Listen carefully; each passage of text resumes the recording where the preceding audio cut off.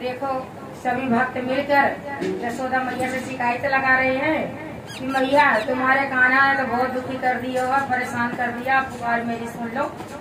और ये शर्म उतार के रख दिया, इसको शर्म वरम नहीं है। तो सभी भगत यशोदा मैया से कैसे पुकार रहे हैं और क्या क्या शिकायत लगा रहे हैं, जरा ध्यान से सुनना। पूरा भजन सुनना, सुनने में आनंद बहुत आएगा। जयकारा यशोदा मैया की, बहुत साचे दरबार की जय, नंद के लाला की, मदन गोपाला की जय, यशोदा के लाल की।